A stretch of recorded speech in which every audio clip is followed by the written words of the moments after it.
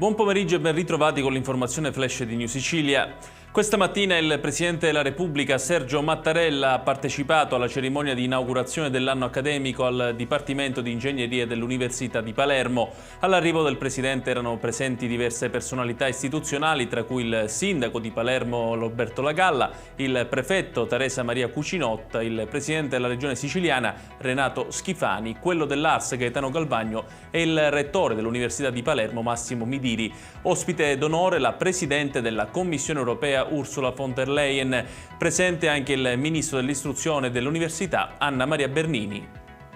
Sì, possiamo anticipare di 2 settimane le amministrative, attendo di avere certezza della data che sceglierà il governo nazionale, poi porterò in giunta la proposta di allineare la Sicilia al resto del paese. Così il Presidente della Regione Siciliana Renato Schifani ha confermato che il governo regionale correggerà la data delle elezioni precedentemente fissata per il 28 e il 29 di maggio, spostandola al 14 e al 15 dello stesso mese. Secondo Schifani, se Roma sceglie una data vicina a quella della Sicilia, non c'è motivo per cui la regione debba distinguersi. Il governo dovrebbe prendere una decisione entro la fine della settimana, ma sembra che l'orientamento sia quello di convocare le elezioni proprio per il 14 e il 15 di maggio.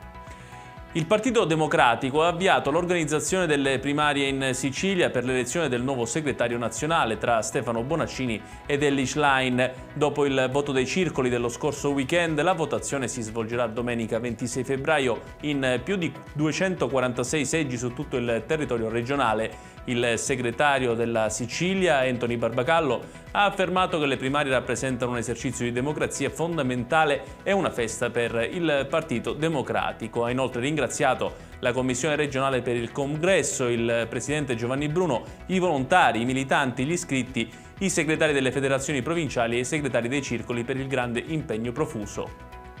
E chiudiamo con l'economia. Secondo un'analisi condotta da SOStariffe.it, Segugio.it e Confrontaconti.it, il costo delle utenze e della gestione del conto corrente è aumentato nel corso del 2022, incidendo sul bilancio familiare e portando un aumento della spesa media mensile di circa 112 euro rispetto all'anno precedente. L'osservatorio sottolinea come la crescita dei costi sia stata causata da fattori esterni come l'inflazione, il conflitto tra Russia e Ucraina ancora in corso e la pandemia da Covid-19.